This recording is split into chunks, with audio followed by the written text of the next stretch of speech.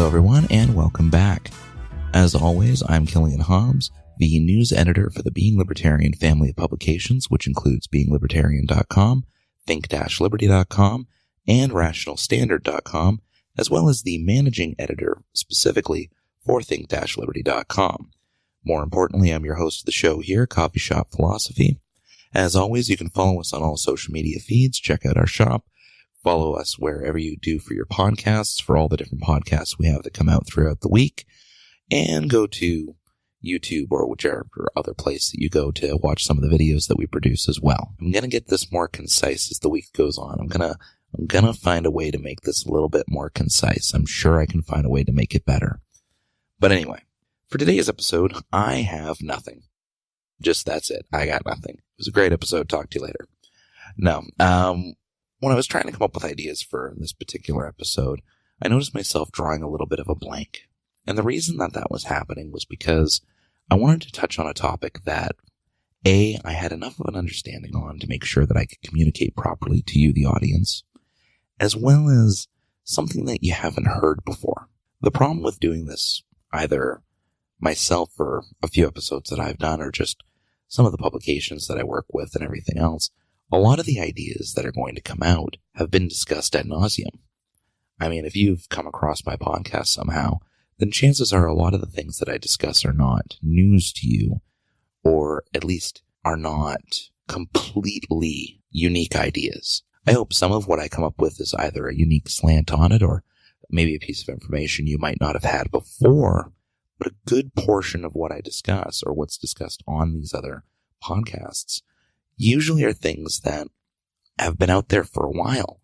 It's information we've all been aware of for some time, or could easily access if we had an interest in things such as libertarianism or politics in general. So for today's episode, when I wanted to really go into thinking of all of that and trying to consider, what our options are, is where we get our information and how much time we invest in obtaining information. Because like I said, a lot of the stuff that I can go through an episode here might be stuff you already know, or if you have a deeper interest in politics, might be something that you've searched out yourself. If it's philosophy, then chances are if I make a reference to Immanuel Kant or John Stuart Mills or one of them, then you're at least familiar with their works, in which case the things that I'm reiterating are things that you may already know. But that's just an assumption. Quite often, especially in the realm of politics, when we move away from pure thought and into more of a political sphere, when philosophy and politics mix, I suppose, would be the middle ground that I'm talking about here. When we see that happen, a lot of people talk of these ideas, but they don't necessarily know them. So that's where shows like mine, or the primary Think Liberty podcast, some of the really interesting stuff that gets touched on during the Liberty Bites episodes, and those are only 10 minutes apiece. Through a lot of these different sources, we come across the information that we need to broaden our horizons and understand more about the topics that we discuss on a daily basis. So what I want to touch on first is the amount of knowledge that we acquire. If it's one thing that I notice, it's that people can have a very heavy interest in something and know nothing about it. When it comes to philosophy and politics and economics, I find that that's the heaviest area to which people usually don't take the time to educate themselves as much as they could. But unlike other areas, it's the topic that people are most inclined to jump into discussion about despite not knowing. It would be like a little thing that I'll admit here. I've never watched Game of Thrones. I've never really sat through it. I think I've watched a total of about 2 episodes of Game of Thrones. So I'm not going to jump into a conversation about Game of Thrones and what happens in it and where the characters are coming from and what their motivations are and who stands for what and who knows who and where this is going to go, where that's going to go. I'm not going to get into those conversations simply because I don't know. And I'd like the time to go to some of the source information and actually learn about it before I try to engage in those conversations. When it comes to philosophy, economics, and politics, though, people will take a small kernel of information, and that's enough for them to go running wild in order to argue for and defend and come up with all of these crazy different ideas in these different areas. Why people do that, I think, is fascinating. That could be a topic for a different episode down the line, But right now, what I want to talk about is why people don't think they need that information. So I should really step back a bit and talk about the division first, because there's two types of people that enter these conversations. There's the ones that are heavily knowledgeable and the ones that know next to nothing. I find very rarely do you come across people who are middle of the pack when it comes to knowledge in these areas. It's either they've devoted themselves to knowing about these topics and making it almost their bread and butter to understand these different topics. While on the flip side, you have people that may have read an article on a topic once on CNN 2 years ago, and that was the be-all, end-all that they needed to know about that topic, and they're ready to jump into the discussion against people who have spent hours poring over statistical information or reading arguments and counter-arguments of, rationalism versus empiricism or any of those types of things. You'll see people who are heavily knowledgeable get into these full-fledged debates with people who have maybe a kernel of knowledge to work from, but consider themselves in equal footing. What I find fascinating is that both of these people are equally passionate about their politics. But why doesn't that translate to knowing about it? I can find people who want to spend hours discussing philosophy, and then I suggest that they read some of the people whose ideas are close to what they're saying, and I just get dumbfounded looks. And I don't say it in a sense of, hey, maybe you should go read a book, because I find that to be a pretty just pedantic and egotistical thing to say to somebody. But if you're talking about a certain topic and you want to know more about it, then it makes perfect sense to go and read some of the source material, maybe familiarize yourself with some of the counter-arguments ahead of time before you get into different discussions with these things. And yet there's almost a resistance against doing that. Almost a fear that if they pursue this knowledge further, they might be wrong, heaven forbid. And I think that a good portion of this comes from the fact that people don't like being wrong, but if they find something that needs to be a part of their lives, or something that's going to be involved in their lives, whether they like it or not, such as politics or economics, then people feel they need to take a stand. The problem is that in just taking a stand, they build up those biases and those resistances, in which case their lack of interest in learning about it before turns into that resistance where they don't want to learn anything further. They don't want to understand where their opponent's coming from. They don't want to hear statistics that might make things look wrong. And if they do, then the first thing they're going to do with that statistic is either try to discredit it or find a way that it doesn't actually fit the narrative of what their opponent might be saying. They'll use all of these tactics and these, I don't want to say tricks, but basically tricks to avoid learning about something they say they're passionate about. And it gets, in conversation at least, it gets exceedingly frustrating when you come across the people that have chosen to take this route. I'm sure anyone out there that's ever gotten into a political conversation have been just dumbfounded when you've come across a person that is 100% gung-ho on a particular topic, but as soon as you quote anything that requires more than surface level understanding, then you just get a deer in the headlights kind of look from them, followed by some form of almost rage that you'd have the audacity to bring up the higher level information that's involved. Now, I'm hoping that most of the people that are listening, and having talked to a good number of the people that do listen to the show here, a good number of you aren't those people. Thank heavens. You're not those people. You're the types that want to learn more. That's the reason why you're spending the next 30 odd minutes listening to a podcast about the different ideas that I'm presenting. You're listening to it because you want to learn. You want to hear those ideas. You want to gain whatever small bits of insight I might be able to provide to a certain topic or to a certain idea that you may or may not have heard before. Which brings me a little bit further back to how things have all been covered already. A lot of these ideas and a lot of these topics, even just within the Think Liberty family of podcasts, they've been covered before.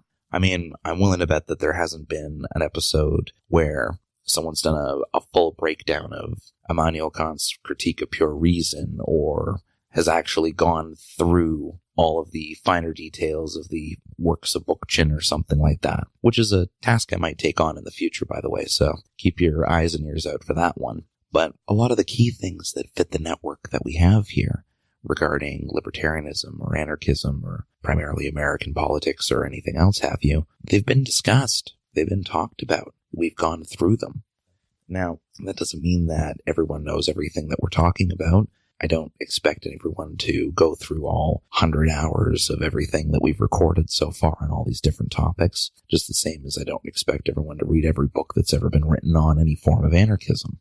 However, most of the key stuff that we'd end up discussing has been discussed or is available in some form.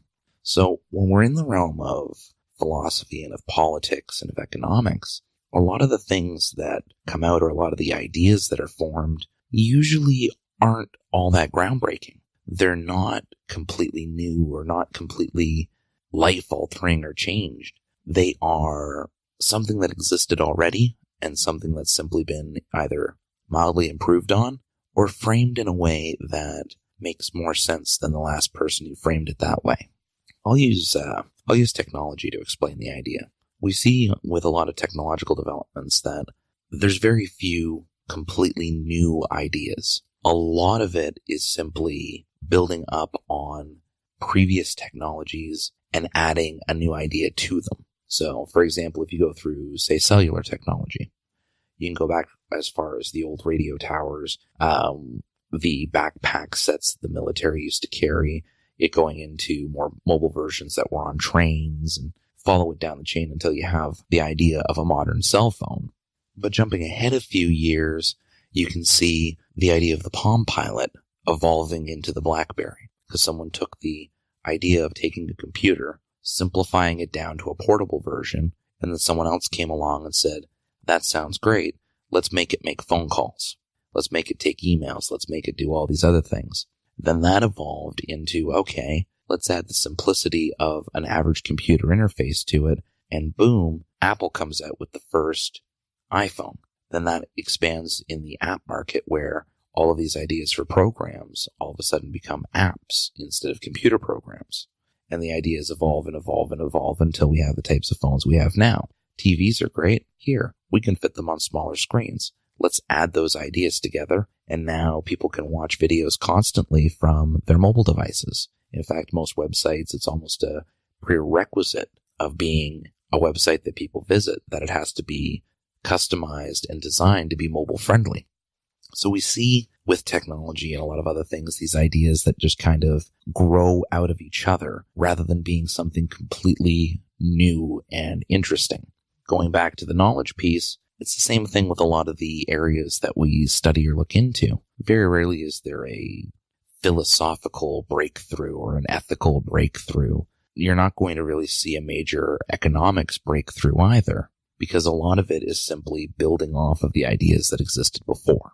Even in the sciences, there's a lot of breakthroughs that do happen in science, but that's usually because they've completed some experiment that learned one more piece of information that built off of every other related piece of information that was associated beforehand. And it's just organizing it in the right way to get to those next pieces. When it comes to knowledge regarding politics, economics, or philosophy, it gets a little bit trickier because a lot of what we discuss is purely in the realm of the ideological. The movements that we see in, say, economic study, the most recent being, well, not the most recent, but one of the most prominent out of the most recent being modern monetary theory, or MMT. On other podcasts that we've had on the Think Liberty Network, we've seen MMT discussed almost ad nauseum. But it's not even that new of an idea in and of itself either. MMT, for the most part, is a set of observations based on how things have been working for hundreds of years. It's just looking at it in a different light and saying, okay, this is how everything has been working, so really it goes like this, even though we've been saying it goes like this. So it's not a new idea in the sense of an actual groundbreaking concept. It's simply a new observation of something that had been there for a long time. Would probably be the simplest way to explain it. I'm sure there's people who are MMT advocates that will go into a whole multi-hour thing about how much more complicated MMT is than that, but for the purposes of what I'm talking about here, that's effectively what it is. It's a set of observations based on things that have been there for a very long time. When it comes to us learning about things and also taking that knowledge and applying it and going a little bit further with it, though, very rarely do people do that. Even some of the stuff that I've discussed on previous episodes, I find looking back on some of the topics or some of the key pieces of information I brought in, it's really more a curation of information at that point than me explaining things that, at least in my opinion, I would consider to be new. Now, this leads to another part of knowledge. When we're talking about learning, we're talking about education, sure, this knowledge already exists. Sure, I'm not necessarily bringing something that's completely earth-shattering information into your life. And I'm sure that a lot of the stuff that you might research independently or come across yourself is not necessarily going to be completely new information. However, it might be new to you, and that's something that I think is pretty key. Going back and back, I seem to be doing a lot of recursion in this episode. I don't know why. Just seems to be a little bit of a quirk. Ignore it for the most part if you can. But going back to it, even though this knowledge exists, even though these things might have been covered before, the way that they're covered or what is covered may be brand new to the people who are listening. So, like I mentioned, even though people are very passionate about a lot of these things, there's a lot of people out there that don't really study into these things. They don't study into philosophy or different philosophers. They could be anarchists and they might not even know of all of the different sub-schools of anarchy. I remember looking through just a cursory glance through some of the different sub-schools for something else I was working on, and it worked out that there's something in the area of 80 or 90 different sub-schools of anarchy, and in those sub-schools are further sub-schools that break off of the preceding sub-schools. So there's a lot of different ideologies that you can look into and study and learn about and read the works that are associated to. You could spend your entire life diving into that one topic, and nobody expects you to. You're not expected to devote your entire life to learning about one particular portion of one particular philosophy or anything like that. So when it comes to shows like this, the idea is to take those pieces of information, package them in a way that you'll understand, package them together maybe with a new light on them, and have them all flow together in such a way that you can walk away having learned something that you might not have known before, or at least a new perspective on information that was already there. The most interesting portion with all of this that I've gone through, people that spend a lot of time researching it, the people that don't, the passions involved, trying to come up with new ways to present old information. I think the most important part of it, and I think the part that in the course of recording this I'll take away from it, is that sometimes we forget that the people that we're talking to may not know what it is that we know. A great example of this would be whenever you have a new employee at a job that you've been at for a while. Most commonly, I remember this was a few years back, I was working at a kitchen. I ended up being the kitchen manager before I left, but when I was working there just as a regular worker, we would have tons of new employees come in, and after some time it became my job to train any of the new workers that were coming in, explain how to do the cash, how to cut the meats, how long to cook them for, what the prep looked like, what opening rotations looked like, what closing tasks looked like, all that sort of stuff. And one of the hardest parts that I had with that job was constantly reminding myself that the person was brand new. Because when you're doing something over and over again, or you're discussing things over and over again, you get to a point where the knowledge becomes secondary. You don't have to think about what you know, and you almost forget that everyone you talk to does not have the same knowledge base that you do. Even people who come out of standardized education and have supposedly all learned the same things, they're not all going to retained the same things, or they may have taken a different set of classes than you took. There's going to be pieces of information that the people you're talking to do not necessarily know.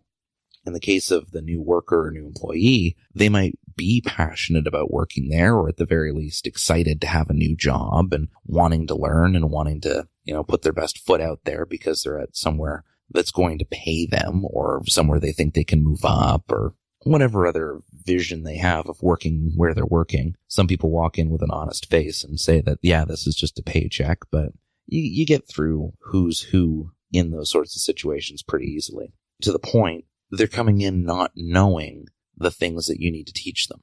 And they might have an understanding of how to do general customer service. They might have an understanding of how to do general things when it comes to counting tills and making sure all the nooks and crannies are clean and all that sort of stuff. But you still need to go through teaching all the information as if they're not aware of any of it. You have to go to ground zero and go through the entire list to make sure that you don't miss something, simply because the person you're talking to may not understand a portion of it, even if they get everything else. So you have to do the entire row of it to make sure that none of it is missed. In the realm of politics and philosophy and economics, you have to do the same thing. You have to be able to go through the basics and all of the steps in between to get into the advanced topics that you might want to cover, or the later classifications of a problem, if you remember that episode that I did recently. You have to go through all the steps to get there in order to make sure that you and the person you're talking to are on the same page. When I'm doing episodes like this, I try to package it in a way where it covers everything, and I'm speaking to people who may not know things that I'm covering, but at the same time, I want to avoid insulting the people that do know about the topics I'm covering or about the information that I'm delivering. I want to make sure that someone who's listening, regardless of their knowledge level, walks away with something that was worth devoting that time to. As I mentioned, it gets a little trickier doing that when we have so much content that already exists. But I think the key takeaway from this for myself, and hopefully something that you can use when you're talking to people and in your day-to-day conversations, is that going through that information again isn't necessarily a bad thing. Going through these different topics and maybe shedding a slightly different light on it, or packaging certain pieces together in a new light or a new way, is exactly how most of our innovations as a species have taken place. I'm not saying that sitting around listening to a podcast on libertarianism and philosophy that's an offshoot of another podcast that does the same thing on what's now a subpage of a page that does the same thing. I'm not saying that this is going to be where you come across that groundbreaking, earth-shattering idea that changes the world. But if I can do an episode where I've added something to the person that's listening, where I've been able to give something new, or at least a new light on something old to whoever's listening, then I feel like I've accomplished something. So even though I walked into the episode today not necessarily having a brand new thing to discuss or a completely different groundbreaking idea to go through, I hope that going through how these knowledges stack, this difference of knowledge that you're going to see in the people you talk to, and the understanding that while this information might exist, it's important to remember that not everybody has it, but if you're passionate about it, then it's something that you should pursue. I will always encourage people, and I've said this through other episodes as well, to go and research on the things that I discuss. Because there's only so much information that I can deliver in the short period of time that I have for my weekly show here. And there's only so many words that I can fit in the different articles that I put on the websites there, either beinglibertarian.com, rationalstandard.com, or think-liberty.com. There's only so much information that can be packaged in one place. So if any of the things that are discussed on these shows are something that you find piques your interest, or something that you were previously passionate about and knew already, then it never hurts to take the time to go and research it a little bit more deeply. I'll use a bit of an anecdote, I guess, to wrap this entire thing off. I remember a number of weeks ago, this was a little while ago for sure, I was in one of the many debate groups on Facebook that I frequent, and I got into a discussion with someone regarding anarcho-capitalism. Now, both of us identified as anarcho-capitalists. He was a through and through anarcho-capitalist, and I use the phrase simply because I believe that we don't need a state, and I believe that capitalist arrangements of markets are the most beneficial out of other economic systems. I make that distinction because I find that a lot of people who are full-on ANCAPs are either pure objectivists, which I myself am not, or they have very hardline ideas of how society needs to be formed in their version of anarchism that I just don't see as something that's realistic to say that that's going to be the way that society's going to form, is the way that you personally chose. I find that almost, no offense to those of you out there that think that way that are listening, but I find it a little egotistical to think that that's how things are going to work out. It's better to plan around the idea that some people will go that way, other people will go other ways, but that's just me. But I got into a discussion with this person, and they were going through all of these different ideas that they had about how, homeowner associations could set up block protection through privately enforced guards and all that sort of stuff. And, the market option, everything else sounds good. And I started to go through some of the market arguments that backs up the types of claims that he was making. And he had no idea what I was talking about. None whatsoever. He was going through all of these different ideas of how the society could form and what some of the backings could be and how these different groups could relate to each other and all this other stuff. And while there was material out there that could back those claims up, it was completely alien to him. Normally, even if someone hasn't researched the ideas of their opponents, at the very least, you'd think that they've researched the ideas that they themselves espouse. In this case, this is something I find happens a lot in politics, especially in libertarian circles, and I don't know why it's so heavy in libertarian circles, but there's a lot of people that speak but don't know. There's a lot of people that have never read the materials that they're talking about. However, they're very passionate about the stances that they have. And like I said, it's okay if you don't know all these things or if you haven't learned these things. However, I can't stress how important it is once you're aware of the fact that that's a detriment to you to not actually have that backing and know those things about the things that you say you're passionate about, how important it is to go and rectify that. And I guess a last note that I'll make here is that doesn't even need to be just in the realm of philosophy or politics or anything like that. If there's any topic that you consider yourself passionate about, make a point of going and learning more, learning something that you didn't know about it and going and doing a deeper level of research than maybe the surface bit that you might have done that attracted you to the idea to begin with. As some of you might remember from previous episodes, or all the way back at the first episode, really now, one of the things that I'd put out was a challenge. Every month, pick up something that you haven't done before, or something that you suck at, or something that you need to put some time into learning, and make that your thing for that month. Make your month about developing that skill and about learning more about that topic if it's something you didn't know before.